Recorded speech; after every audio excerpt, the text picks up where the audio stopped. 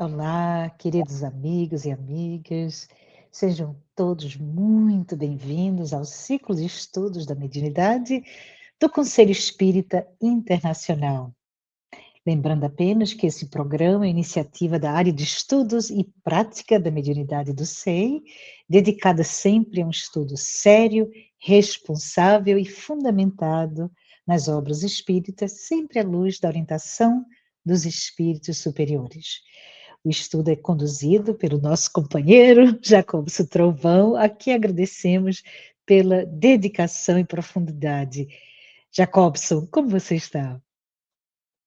Muito feliz, Márcia, cumprimentando a todos, pela oportunidade de estarmos juntos mais uma vez nesse estudo. Muito bom. Agradecendo muito a ti e lembrando que, como sempre, nossos encontros acontecem semanalmente às terças-feiras e pedimos que, para simplificar a vida de todo mundo, subscrevam no canal e clique no sininho para receber as notificações dos próximos episódios.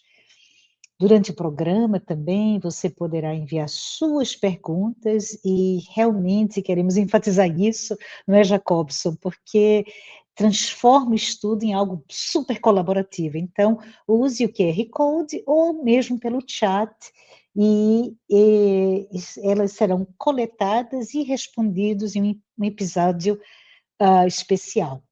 Estamos super felizes também em anunciar que esse programa, que tem um conteúdo original em português, está sendo legendado em várias línguas, não é? Então, temos o inglês, o espanhol, o italiano, alemão e holandês. E com profundo agradecimento desse esforço conjunto que vem sido feito pelas diversas federações espíritas que compõem o SEI. Bom, que vamos fazer hoje, Jacobson? Hoje a gente inicia o quinto tema, vivência mediúnica, aplicação e aperfeiçoamento. Queremos realmente aproveitar para, né, dar essa bem-vinda, esse abraço fraternal em todos e como lembrete, porque já estamos no quinto, nos programas de 1 a 4 do ciclo de estudo da mediunidade, o Jacobson aprofundou para todos nós essa compreensão da mediunidade como faculdade natural, mas também como instrumento de crescimento espiritual.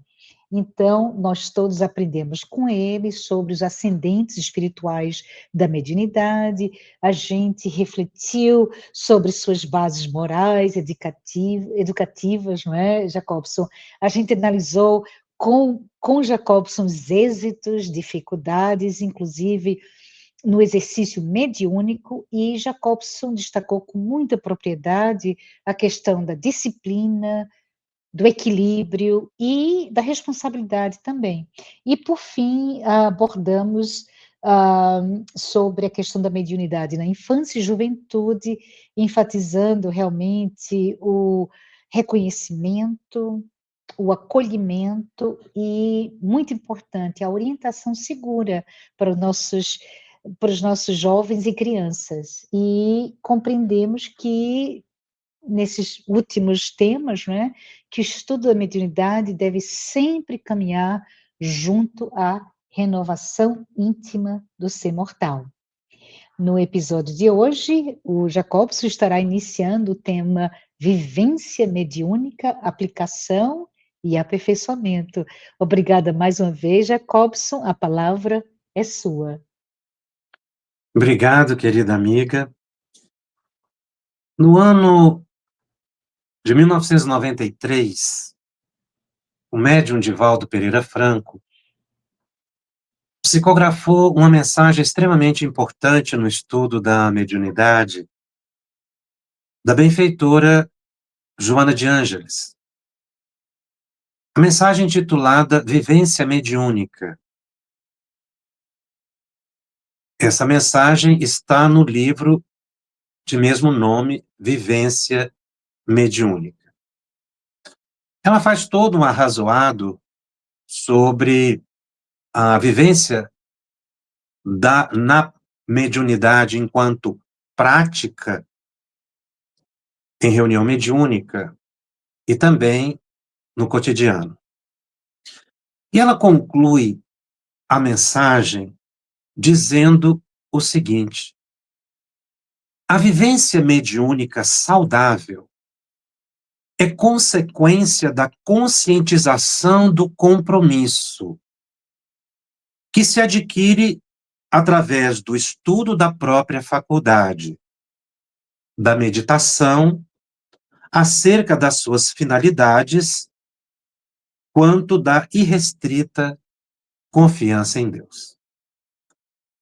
Este parágrafo nos abre a reflexões bastante amplas sobre a compreensão da faculdade, querendo dizer com isso a compreensão do próprio ser,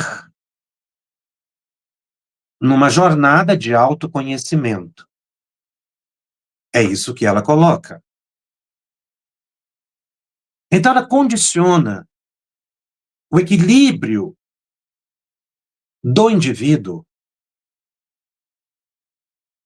ao autoconhecimento e, consequentemente, a sua transformação moral ou psíquica. Considerando que a faculdade mediúnica é inerente ao ser humano, ou seja, todos somos médios, na verdade, estamos numa situação de vivência mediúnica permanente. É o que ela mostra nesse texto, tanto na reunião mediúnica quanto no cotidiano.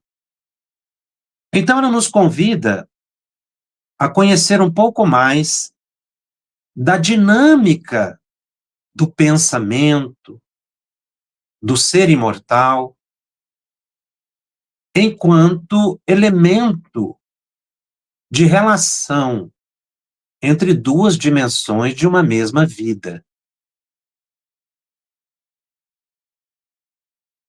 E nesse contexto, nessa busca de uma melhor compreensão dos mecanismos da mente, do nosso pensamento, das nossas relações no plano físico e espiritual, nós temos no livro No Mundo Maior, de André Luiz, psicografado por Chico Xavier. Esse livro é de 1947. E o André Luiz, no capítulo 3, intitulado Casa Mental, toca num assunto completamente desconhecido à época, senão por breves pesquisas intuitivas na área científica e não abordada em termos de estudo espírita. Então, uma obra inédita e avançada para o seu tempo. Nesse capítulo 3, ele vai fazer o estudo do cérebro e também da mente. E começa o seu estudo a partir de uma visita que ele faz no hospital com um elevado benfeitor espiritual e se aproximam de um leito onde estava ali um enfermo. Esse enfermo estava ligado por laços fluídicos intensos com um espírito que demonstrava grande perturbação. Mais tarde, o André Luiz vai revelar que aquele espírito teria sido, não é, um convivente com aquele doente e que fora assassinado por aquele enfermo. Daí a ligação dos dois. Então, na verdade, o espírito é uma vítima do homem que estava ali doente na cama de hospital. Mas, dadas as condições de inferioridade de ambos, eles estabeleceram o que André Luiz define como rede fluídica, tal a intensidade de ligação entre os dois. E aí, André Luiz com o Calderaro, que é o mentor que acompanha o André Luiz, eles começam um estudo do cérebro e fazem um comparativo entre o cérebro do encarnado e o cérebro do desencarnado, o cérebro perispiritual. E notou algo muito interessante. Ele viu que no cérebro dos dois, porque embora a pessoa estivesse ali desencarnada, as estruturas, a dinâmica cerebral continuava a mesma. Então, querendo dizer que a gente leva para a vida espiritual aquilo que constrói aqui no plano físico. Então, dentre as observações de André Luiz do cérebro, ele viu uma emissão luminosa nos lobos frontais, à altura da testa, uma luminosidade mais intensa. Na região intermediária do cérebro, uma luminosidade menor. E quase apagado ali na região dos nervos, numa região que ele chama de gânglios de base, e ligado também à medula espinhal, não é? Essa região estava quase que escurecida. Isso chamou muito a atenção do André Luiz, e ele faz uma análise junto com o Calderaro,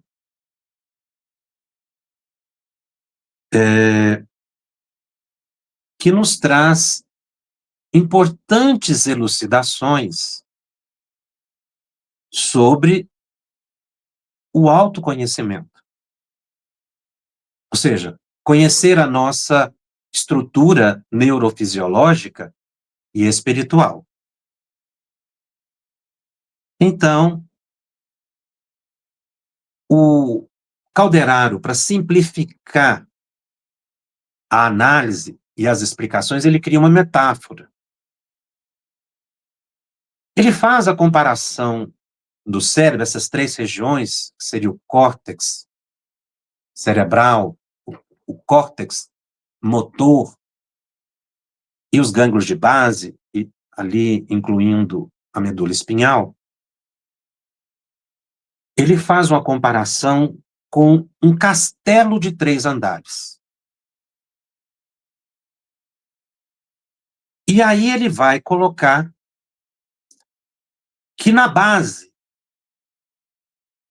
comparado aí com a região do cérebro, os gânglios de base e ali a região da medula espinhal, seria a residência de nossos impulsos automáticos.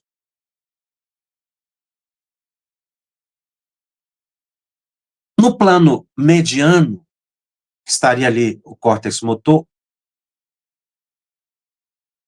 André Luiz e Calderaro colocam como a região das conquistas atuais, o domicílio das conquistas atuais, onde se erguem e se consolidam as qualidades nobres que estamos edificando. E ao nível dos lobos frontais, estaria a casa das noções superiores. E aí ele coloca que na base estaria o automatismo e o hábito, onde nós identificamos os impulsos automáticos do ser. Já a região média do cérebro, nós teríamos aí a região onde se estabelecem os domínios do esforço e da vontade. E no último, no córtex, nos lobos frontais, nós teríamos o ideal e a meta superior a ser alcançada. E ele coloca, então, que nessa casa de 3 andares, nós teríamos o subconsciente, onde estariam sedimentados o hábito e o automatismo, construído ao longo de várias reencarnações. O consciente, que seriam as conquistas atuais, estabelecido pelo esforço e pela vontade. E uma região que ele denomina de superconsciente, onde estaria exatamente aí a meta, o ideal a se atingir. Então, nós vamos observar que teríamos no nosso cérebro material e perispiritual o passado, o presente e o futuro. Ou seja, o subconsciente, o consciente e o superconsciente. Então, o André Luiz ele faz um paralelo entre atividade mental e moral e neurofisiológica. E é importante a gente, enquanto estuda a questão do pensamento, das nossas ligações mentais, dos nossos vínculos, compreender esses elementos no contexto da vivência mediúnica. Porque no subconsciente, estando aí o hábito e o automatismo advindo de várias reencarnações, nós vamos identificar ações repetidas, impulsivas e condicionadas. Ou seja, aquilo que a gente vem fazendo ao longo das reencarnações, refletindo no presente. Ele diz que milhares de pessoas, a maioria da população da Terra, vive nos porões da subconsciência, a região menos luminosa, envolvidos em reflexos negativos adquiridos, costumes arraigados e tendências cristalizadas interferindo no comportamento. Muitas vezes, por causa desse condicionamento que se estabelece um automatismo envolvendo aí o hábito, a pessoa age muitas vezes sem perceber. O que caracteriza a vivência subconsciencial seria a reatividade. O quanto nós reagimos diante das situações. Então, o indivíduo, nesse estado psíquico, ele não pensa, ele reage. Se uma pessoa agride, qual é a tendência? É devolver a agressão. O indivíduo não pensa no perdão, porque ele está focado nesse nível de vivência fruto das suas experiências passadas. Então, o espírito, ele vive mais pela repetição do que pela reflexão consciente. Então, daí vem os vícios, os preconceitos, os modos habituais de falar, de sentir, de agir. Falar mal de uma pessoa, destacar o negativo, guardar mágoa, sentimentos perturbadores. Então, esses automatismos nós recebemos de volta em função de existências passadas e que é preciso agora a gente tornar isso consciente para dar um passo a mais no nosso progresso evolutivo. Para nós chegarmos no piso médio dessa casa, saímos dos porões da subconsciência e entramos no plano da consciência. E de que maneira nós vamos chegar no plano da consciência? Através da disciplina íntima, da luta moral, exatamente com esse enfrentamento dos hábitos, da decisão consciente, isso é muito importante. Ora, o plano, a vivência subconsciencial dos automatismos e dos hábitos nos impõe a reação.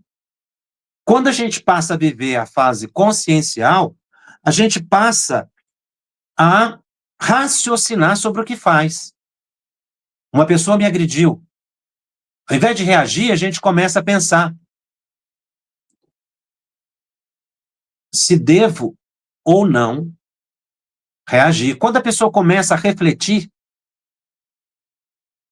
que ela pode não reagir e controlar o impulso, ela já avança para o plano consciencial.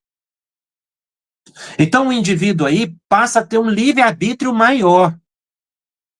Por quê? Porque antes ele estava submetido a um automatismo, a um condicionamento de atos repetitivos ao longo de vidas anteriores. Então, o que caracteriza essa vivência consciencial é a possibilidade da decisão consciente. O indivíduo já reflete, pensa antes de fazer. Então, a pessoa já não vive mais conduzida pelos impulsos automáticos. Ela começa a dirigir a si mesma. É aquele momento em que a gente pensa assim: eu preciso melhorar, eu vou controlar minhas emoções, eu quero transformar os meus hábitos. E aí entra a vontade como força organizadora da mente e instrumento fundamental da evolução espiritual, segundo nos coloca André Luiz. Mas nós não podemos ficar apenas no plano da consciência, nós temos que caminhar para a superconsciência, que é o avanço na nossa espiritualização. Então aí estaria o ideal e a meta superior, onde residem os ideais nobres, a aspiração ao bem,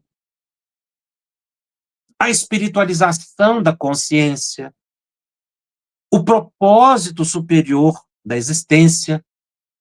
Então aí nós começamos a vivenciar a caridade, segundo nos revelam os Espíritos, na questão 886 de O Livro dos Espíritos.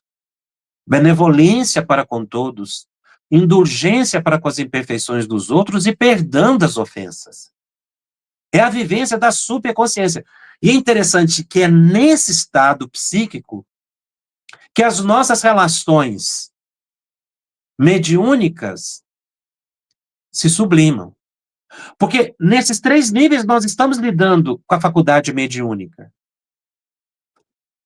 No plano subconsciencial, ligado a entidades inferiores. Como descreveu André Luiz, muitas vezes com redes fluídicas, fruto de atitudes perturbadoras de nossa vida.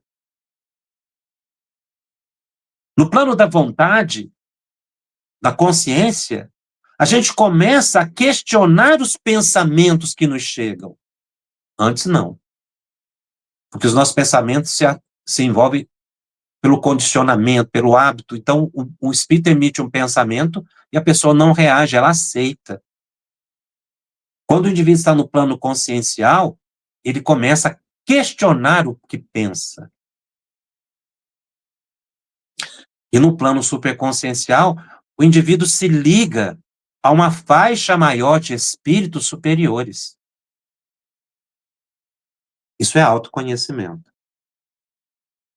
Então, no plano de superconsciência, o espírito deixa de viver apenas para resolver conflitos imediatos e passa a orientar-se por valores transcendentes: o amor, a sabedoria, o serviço ao próximo, a elevação, a união com as leis divinas.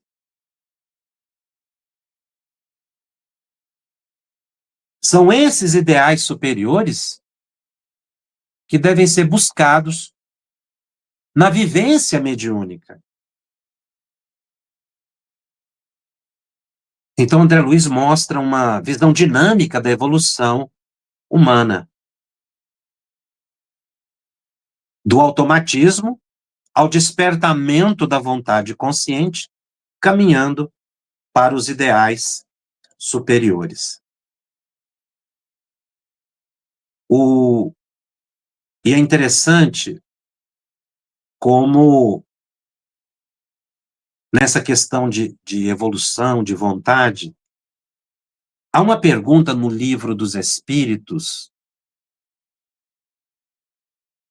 que é extremamente importante e que dialoga muito com a tese de André Luiz desses 3 departamentos do cérebro.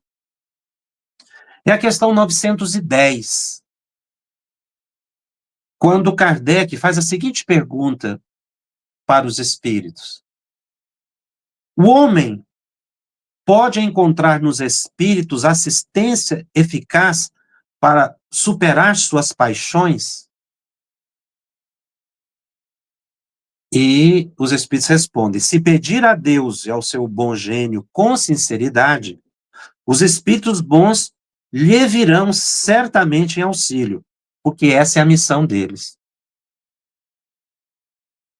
Então, para vencer os hábitos e o automatismo, as tendências inferiores, segundo os espíritos, nós devemos pedir a eles, ao anjo de guarda, que nos dê força para que a nossa vontade prevaleça sobre os impulsos negativos que trazemos de vidas passadas. E é interessante os espíritos dizerem que é a missão deles, ou seja, de nos auxiliar no nosso progresso. E aí, na questão 912, Kardec faz, então, uma pergunta, para mim, excepcional. Qual o meio mais eficaz de combater-se o predomínio da natureza corpórea? É bem dentro do pensamento de André Luiz. Quando a maioria de nós está vivendo uma natureza corpórea, ou seja, vivendo a subconsciência, nos conflitos da matéria. E a resposta é curta. Os espíritos respondem o seguinte: praticar a abnegação. É uma resposta breve, mas profundamente moral. O meio mais eficaz de combater-se o predomínio da natureza corpórea é praticar a abnegação. Aqui os espíritos apresentam a elevadíssima proposta de transformação interior. Porque a expressão natureza corpórea significa predomínio dos instintos materiais, a subconsciência, o egoísmo, os impulsos inferiores, o apego excessivo aos prazeres, interesses e vaidades do mundo físico. Então, não está falando aqui que o corpo físico, né, é mau, mas assim, a visão materialista ou as expressões de materialidade da alma encarnada. A palavra abnegação aqui, obviamente que não significa anulação da personalidade. Significa capacidade de renunciar ao egoísmo. Colocar o bem do outro acima das conveniências pessoais. A abnegação aqui é disciplinar desejos inferiores. Desenvolver o desapego. Sacrificar interesses imediatos em favor dos valores superiores. A conquista da vontade rumo à superconsciência. Então, a resposta conecta-se muito com com o que André Luiz traz, que na verdade seria um desenvolvimento que André Luiz faz desse pensamento, que é esse domínio das paixões, vencer o orgulho, aprender a servir. É por isso que a palavra abnegação aqui, ela surge como um instrumento de libertação espiritual. Porque o indivíduo supera as expressões materialistas da sua existência para vencer aí, na jornada terrena, o automatismo dos impulsos inferiores, como nós falamos, pelo esforço da vontade. Então, essa questão trazida por Kardec, quando ele fala da abnegação, é extremamente importante para que a gente caminhe na nossa espiritualização.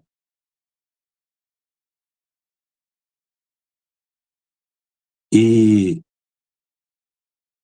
André Luiz traz umas frases, assim, importantes, no capítulo 9 do livro No Mundo Maior. Ele diz que o instrumento mediúnico é automaticamente desclassificado se não tem a felicidade de exibir absoluta harmonia com os desencarnados, no campo tríplice das forças mentais, perispirituais e fisiológicas. Aquela rede fluídica que eu mencionei no início do espírito com o doente, fazia com que o corpo físico refletisse toda a perturbação que a alma trazia. Por isso é que André Luiz diz que o médium, quando ele coloca aqui, fica automaticamente desclassificado, ou seja, ele fica desajustado, desarmonizado, quando ele não se harmoniza com os desencarnados.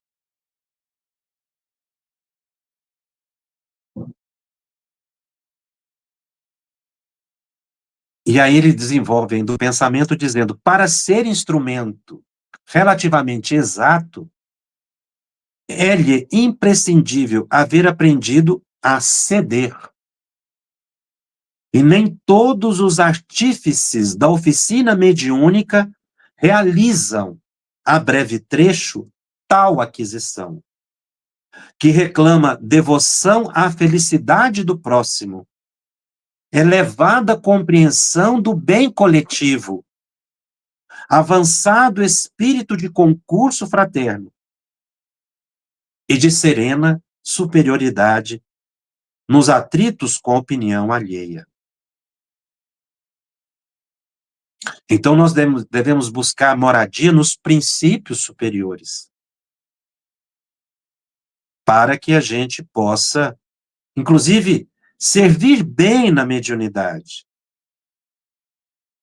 Nesse mesmo livro, quando ele estuda a questão da mediunidade, ele tem um capítulo chamado Mediunidade, ele diz algo muito importante para os nossos estudos. Ele busca mostrar que o médium que queira servir adequadamente, ele já deve viver o futuro.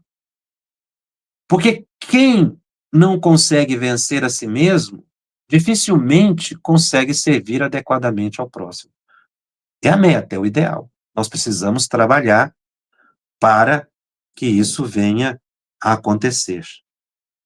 Esse estudo de André Luiz, ele foi muito avançado para a época. Na década de 60, mais propriamente entre 60 e 70, o neurocientista Paul MacLean desenvolveu uma tese, uma teoria muito interessante, que ganhou grande repercussão à época, quando ele disse que o cérebro humano teria evoluído de 3 camadas principais. cada uma associada a funções diferentes do comportamento e da mente. Ele disse na época que o nosso cérebro era triuno. Não é que nós teríamos 3 cérebros, mas que o nosso cérebro estaria ali com funções específicas ou partes. Então ele colocou que nós teríamos um cérebro reptiliano, também chamado de complexo reptiliano, e estaria relacionado a certos comportamentos mais primitivos e automáticos, como a sobrevivência, a defesa, a territorialidade, hábitos, impulsos, repetição e automatismo. As estruturas do cérebro reptiliano estariam associadas a certas regiões do cérebro, como o tronco encefálico e os gânglios de base. Essa região comandaria, por exemplo, a força reflexiva de fugir diante de um perigo, o comportamento mecânico e o apego à rotina, hábito e automatismo. Muitos autores relacionam isso com instinto. Nós teríamos, então, um outro cérebro, uma região, né, do cérebro, que seria o sistema límbico, conhecido como cérebro emocional, que estaria relacionado às emoções, à afetividade, memória emocional, os vínculos, o prazer, o medo, a empatia. Então, teríamos estruturas aí neuroanatômicas, como a amígdala, o hipocampo, o hipotálamo. Então, a região que comandaria, por exemplo, sentir ciúme, o afeto, a tristeza, o entusiasmo. E uma terceira região, que seria o neocórtex, a camada mais recente da evolução humana. Estaria relacionado ao raciocínio, à linguagem, à reflexão, à consciência, à criatividade, à ética, à abstração. Interessante que a teoria do cérebro triuno dialoga perfeitamente com a casa mental de André Luiz, lá de 1947. Então, no neocórtex estaria a razão e a consciência, no sistema límbico as emoções, e o cérebro reptiliano, instintos e automatismos. Essa teoria hoje ela é considerada um tanto quanto simplificada, alguns questionamentos existem. Hoje pensa-se muito no cérebro funcionando por redes integradas, razão e emoção estariam atuando juntas. Mas não deixa de ser um importante estudo nessa visão da análise da evolução do cérebro, que realmente tem muito fundamento na teoria do cérebro triuno. E também é importante observar algumas análises de André Luiz, por exemplo, quando ele vai descrever o transe mediúnico, em diversas passagens da sua obra, ele menciona que o benfeitor espiritual, quando o médium vai entrar em transe, ele coloca as mãos na testa do médium. Estaria ali dando uma proteção específica aos lobos frontais, a sede da superconsciência. Essa proteção magnética, né, dos lóbulos frontais conservaria a saúde e o equilíbrio emocional do médium durante o transe. Então, o André Luiz menciona, nos planos dos lobos frontais, silenciosos ainda para a investigação do mundo, jazem materiais de ordem sublime, que conquistaremos gradualmente no esforço da ascensão, representando a parte mais nobre do nosso organismo divino em evolução. Isso tem mais de 70 anos, o que a ciência, inclusive, vem confirmando. Inclusive, essa questão da luminosidade do cérebro. Uma neurocientista, a doutora Jill Taylor, no livro A Cientista que Curou Seu Próprio Cérebro, relata uma experiência muito interessante de dois pesquisadores, os cientistas Andrew Newberg e Eugene Daquili. Qual foi a experiência que eles fizeram? Eles colocaram monges tibetanos e freiras franciscanas para meditar e orar no interior de uma máquina chamada SPECT. O que é essa máquina? Essa máquina, ela foi desenvolvida para a realização de tomografia computadorizada por emissão de fóton único. A sigla é SPECT. Então, eles queriam analisar as áreas do cérebro que estariam envolvidas nesse momento de oração, de meditação, de busca de espiritualidade. E eles identificaram mudanças muito interessantes no funcionamento do cérebro. Eles notaram que durante o exame que foi feito ali, durante a oração, havia uma redução da atividade do centro de linguagem, indicando o silêncio da conversa interna. E observaram uma intensa atividade nos lobos frontais, demonstrando que essa área responde prioritariamente aos estímulos da meditação e da oração. Embora não são experiências concludentes, mas mostra a ciência avançando na compreensão do cérebro e dessa função. Há um outro estudo muito interessante, que também está relacionado com os lobos frontais, que foi desenvolvido pelo cientista que trouxe a teoria das inteligências múltiplas.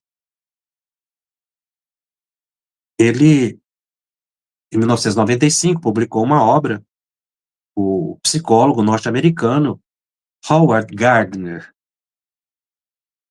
Então, ele trouxe uma tese de que nós não teríamos apenas uma inteligência. À época, o que se validava era o chamado QI, a consciência, o consciente intelectual, que foi uma tese, um estudo desenvolvido por Alfred Binet, em torno na década de 1900, logo no início do século passado. Gardner, então, ele começou a estudar o cérebro a partir de regiões que sofriam lesões e o que ficaria ali suprimido.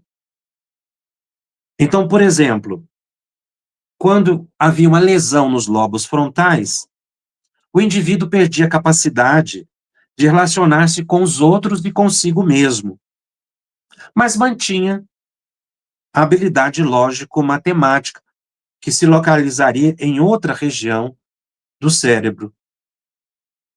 Então, ele começou a propor que existem várias inteligências, e não uma só. Não só a lógica matemática, mas a inteligência linguística, a inteligência musical, a corporal sinestésica, relacionada a movimentos corporais como a dança, a inteligência espacial, dos engenheiros e arquitetos, por exemplo, a pictórica, da pintura, ou seja, pessoas que desenvolvem certas atividades que demonstrariam inteligência naquele plano. Nos lobos frontais estaria a inteligência inter e intrapessoal. A inteligência interpessoal envolve a habilidade de trabalhar em equipe, cooperativamente. Estaria centrada no relacionamento entre as pessoas e na comunicação entre elas. Então, uma pessoa que teria habilidade para essa função estaria utilizando a inteligência interpessoal e também a intrapessoal.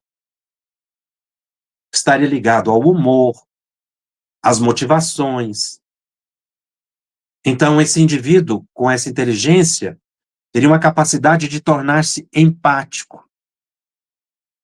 O portador da inteligência intrapessoal é dado à autorreflexão, à reflexão da reflexão, isso é a metacognição, a sensibilidade perante a realidade espiritual, a percepção de aspectos internos de si mesmo, seus potenciais, que são qualidades essenciais à percepção mediúnica. Então, nós poderíamos dizer que o médium tem uma inteligência mediúnica, que seria relacionada a essa inteligência intrapessoal e interpessoal, que, segundo Gardner, estaria localizado nos lobos frontais, a mesma região que André Luiz menciona, que é a região da superconsciência, que a gente vai avançando na medida da nossa evolução. Essas informações são importantes para a gente compreender o momento do transe mediúnico, por que os espíritos protegem tanto essa região da testa, né, os lobos frontais, para a ativação das nossas conexões mais íntimas, mais diretas, com os espíritos no momento do transe. Mas que também convida o indivíduo a começar a analisar o seu comportamento para sair dessa fase de automatismo e chegar no plano da consciência para atingir a superconsciência. Então, quando se estuda a questão da mediunidade, como nos convida Joana de Ângeles, não é, para uma melhor vivência mediúnica, nós precisamos começar a prestar atenção no que estamos fazendo, como estamos reagindo. Porque nós vimos em programas anteriores que o nosso pensamento, ele está associado a outros pensamentos, elevados ou inferiores. E precisamos entrar num plano de vivência mediúnica saudável. E como a benfeitora disse através de Divaldo, estaria relacionada ao estudo da nossa faculdade, ou seja, estudo de nós mesmos. Então, nós precisamos, enquanto médiuns, na busca dessa evolução, desse progresso para a metacognição, para a meta que seria a superconsciência, não é? Começarmos agora a identificar em nós a viciação, aquilo que é negativo, para que pela vontade nós possamos nos libertar e termos mais plenamente o nosso livre-arbítrio. Porque não temos quando estamos na fase da subconsciência, do automatismo e do hábito, porque eles é que mandam, construído embora por nós mesmos, mas que ficam estabelecendo a dinâmica da nossa vida. Quando, na verdade, o indivíduo precisa começar a caminhar com segurança, estabelecendo em si a vontade, a abnegação, o esforço de melhoria. Porque isso tudo melhora as nossas conexões psíquicas. Nos estabelecem em planos de elevação. Lembrar da meditação, da oração, vista hoje como elementos capazes de ter uma reação orgânica, mas ela é de natureza espiritual. Porque nós sabemos que através da prece, estamos nos conectando com espíritos elevados, melhorando a nossa sintonia. E isso repercute na nossa saúde e no equilíbrio, porque eleva o nosso plano de conexão mental, para encontro com almas mais elevadas. Então, esses elementos do cotidiano, porque a prece, se a gente observar bem, é uma evocação de um bom espírito, de Jesus, de Deus. E, nesse sentido, ele expressa um verdadeiro exercício mediúnico. Porque é a busca de uma conexão mental transformadora para o indivíduo. Então, essa análise, não é, que se busca fazer dos departamentos do cérebro triuno, esses elementos identificados pela máquina SPECT, através dos estudos, vem mostrar a dinâmica da mente comandando o corpo, refletindo no corpo, mas a mente é a expressão do ser espiritual, o espírito, que está inexoravelmente ligado ao corpo, através do perispírito. O que se pensa reage no corpo. Por isso é que é importante nós fazermos oração e meditação diariamente. O estudo, para que a gente possa ir modificando o cenário da nossa existência. Nós temos que sair dessa ilusão da influência corpórea sobre os nossos atos, ou seja, das atitudes materialistas que temos, embora sejamos espíritas. Porque o ódio, a mágoa, o rancor são expressões de imposição material, porque estão vinculadas a instintos que gradativamente precisam ser sublimados e modificados por nós. Mas vamos evoluir todos, uns mais rápido ou menos rápido. Às vezes a gente está no plano da vontade, age, não é? Desejando a melhoria. Daí a pouco escorrega e cai nos degraus da subconsciência, cai lá para o automatismo. O que a gente deve fazer? Esforçar, recomeçar, ir aos poucos colocando em nós essa abnegação que Kardec nos traz, que os espíritos superiores nos trazem através de Kardec, que é a chave para a nossa transformação psíquica. Porque, em verdade, estaria aí o médium colocando em si a vivência do Evangelho de Jesus, que resume esses elementos todos. Por isso nasce a expressão mediunidade com Jesus, que não significa prática mediúnica de sala de reunião mediúnica disciplinada. A mediunidade com Jesus é essa vivência mediúnica sublimada que Joana de Ângeles nos concita. E que nós vemos tão bem estudado por Allan Kardec no livro Evangelho segundo o Espiritismo. Então, o médium precisa estar atento às suas emoções para sair do automatismo criado por ele mesmo, mas também melhorar as suas relações com a dimensão espiritual.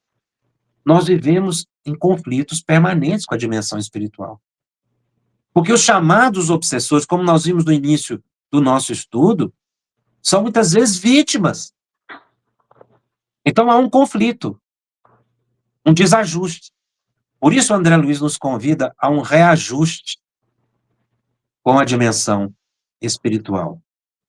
Isso é que é vivência mediúnica saudável e nos convida Joana de Ângeles, no estudo da própria faculdade. Então, para que a nossa prática mediúnica, para aqueles que são médiuns ostensivos, tenha um êxito, é preciso essa mediunidade com Jesus, essa vivência mediúnica equilibrada. Então, comecemos esse processo de autopercepção. Refletir mais, para que a gente possa ter um maior domínio sobre o pensamento. Alguns chamam isso de disciplina. É por isso que a disciplina é libertadora, porque ela nos permite o maior exercício do livre-arbítrio, porque nós temos um livre-arbítrio relativo, condicionado a um planejamento reencarnatório, um livre-arbítrio condicionado a práticas, não é, de vivência que estabelecemos em nós, a subconsciência. Mas quando a gente começa a descobrir-se, nós entramos no plano da consciência. Mas a consciência não é a meta é a superconsciência. Então, nesse avanço, nós temos que estabelecer esse esforço. E o que vai nos caracterizar, nos auxiliar muito nesse momento, como dissemos, é começar a questionar os próprios atos. Porque o que caracteriza a consciência é a escolha entre fazer e não fazer. Veio o impulso negativo, pense se é conveniente fazer ou não, atender esse impulso ou não. Se o impulso é para fazer o bem, alimente-o para o seu crescimento. Então, nós temos que sair do automatismo e começar a escolher. Eu preciso odiar? É uma necessidade minha guardar uma mágoa? Eu tenho essa necessidade de vingar? Eu tenho necessidade de ter ciúme? São questionamentos. Eu tenho necessidade de me impor sobre as pessoas? Eu tenho necessidade de lutar pelo meu direito? Ou eu devo trabalhar mais pelo meu dever? A obediência mencionada pelos Espíritos. Que não quer dizer a despersonalização, mas é a transcendência, é a sublimação. São essas escolhas que vão alimentar em nós um modo diferenciado de existência. É a chamada reforma moral, ou reforma íntima. E, no fundo, é uma mudança no modo de enxergar a existência e de se relacionar com ela. Muito obrigado. Muito obrigada a você, Jacobson. Tantas e tantas elucidações, não é? Então, hoje, no ciclo de estudos de mediunidade, que a gente continua, quinto tópico, mas queria dizer, só para reverberar um pouco, porque as referências foram muitas, né? Joana de Ângeles, André Luiz, o Paul MacLean, Jill Taylor, Howard Gardner, tem informação para todo tipo de gosto, mas é importante para a gente estudar e nos estudar, não é isso? A todos que nos acompanham, Nós vamos, já o tema vivência mediúnica fica só nesse programa. tá No bom. próximo a gente vai para outro tema. As perguntas e Que respostas, né? Depois a gente começa o tema 6. Então, para todos que estão aqui conosco, envie suas perguntas, porque na próxima semana a gente vai ter o episódio de perguntas e respostas e recebemos elas no QR Code, mas também pelo chat, né? E se você quiser assistir novamente, eu vou, né, assistir novamente esse programa, aí a gente pode voltar, usar o QR Code e mandar nossas perguntas, não é isso? É importante para a gente só lembrar que a contribuição de todos nós é essencial nessa construção de um estudo de uma forma participativa, colaborativa também. Mas como o Jacobson falou, no próximo episódio estaremos reunidos para falar sobre as suas perguntas nesse tema vivência mediúnica, aplicação e aperfeiçoamento. Continuando sempre na terça-feira e pedimos, como sempre, compartilhe, né? Compartilhe esse programa nos seus grupos de estudos, nos seus amigos, sua casa espírita. E esse convite é um convite amoroso. Vamos construir juntos esse caminho de estudo, reflexão e vivência da mediunidade, que é um serviço de amor e responsabilidade. Muito obrigada a todos pela sua presença, obrigada, Jacobson, que Jesus continue nos inspirando sempre. Até a próxima.